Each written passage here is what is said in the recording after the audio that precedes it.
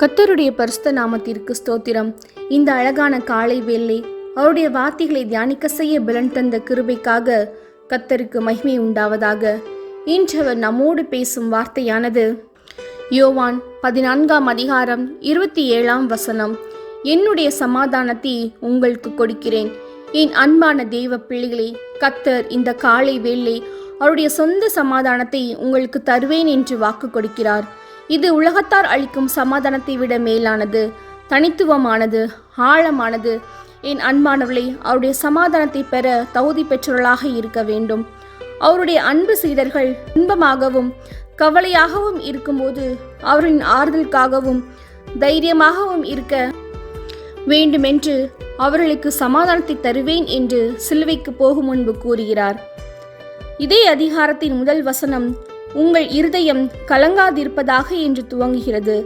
ஆமீன். தெய்வ பிள்ளைகளே, இன்றைய காலகட்டத்தில் எல்லோருக்குள்ளும் ஒரு கவலையும் கலக்கமும் துக்கமும் சந்தோஷமின்மையும் வெறுப்பும் பயம் இவையே இருதயத்தை நிரப்பி வைத்திருக்கிறது. ஆனால் இயேசு சொல்கிறார், என்னுடைய சமாதானத்தை உங்களுக்கு கொடுக்கிறேன் என்று. ஆம், அவரே சமாதானக்காரர், அவரே சமாதானத்தின் கர்த்தர், அவரே சமாதானத்தின் பிரபு. இயேசு பூமியில் வாழ்ந்தபோது சமாதானத்தை மற்றவர்களுக்கு கொடுத்தார்.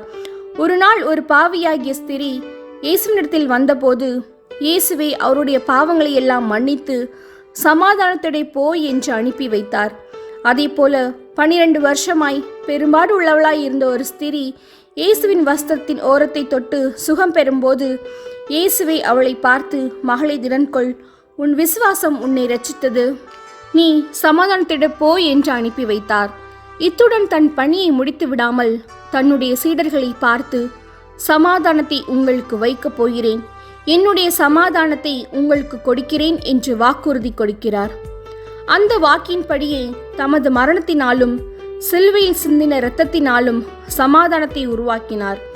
இதையே எசையா 53:5 தம்முடைய மீறுதலின் நிமித்தம் அவர் காயப்பட்டு, தம்முடைய அக்கிரத்தின் நிமித்தம் அவர் நொடுக்கப்பட்டு, தம்முடைய சமாதானத்தை உண்டு பண்ணி ஆக்கினை அவர் மேல் வந்தது, அவருடைய தழும்புகளால் குணமானேன் என்று குறிப்பிடப்பட்டுள்ளது.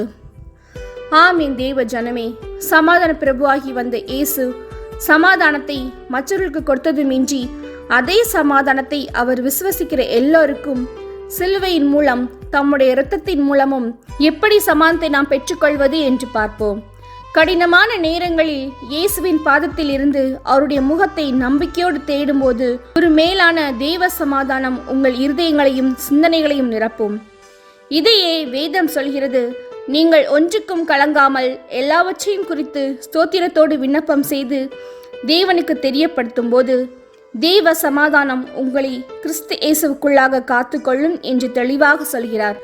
பவுல் கூறும்போது, நீங்கள் என்னிடத்தில் கற்றும் கேட்டும் கண்டும் இருக்கிறவர்களே அவைகளை செய்யுங்கள், அப்பொழுது சமாதானத்தின் தேவன் உங்களோடு இருப்பார். அதாவது கிறிஸ்துவின் மாதிரியாக வைத்து தாம் செயல்படும் போது சமாதானத்தின் தேவன் நம்மோடு இருப்பார் என்று சொல்கிறார்.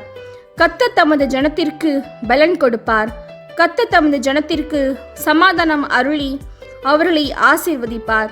ஏனெனில் உலகத்தில் உள்ள எல்லாரும் கர்த்தருடைய பிள்ளைகள்தான். ஆனால் யார் யாரெல்லாம் தேவனுடைய வார்த்தைகளுக்கு கீழ்ப்படிந்து நீதியுடன் நேர்மையுடன் வாழ்கின்றார்களோ அவர்களையே தேவன் நமது ஜனங்கள் என்று அழைக்கிறார். அவர்களே சமாதானத்தையும் ஆசீர்வாதத்தையும் பெற்றுக்கொள்ள முடியும்.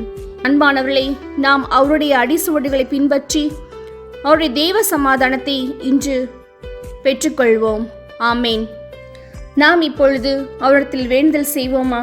சமாதானத்தின் தேவனே, இந்த நிலையில்லா உலகில் பயத்தின் கலக்கங்கள் எல்லா சூழ்நிலையும் கடந்து எங்கள் மனது உம்முடைய சமாதானத்தை மட்டுமே தேடுகிறது.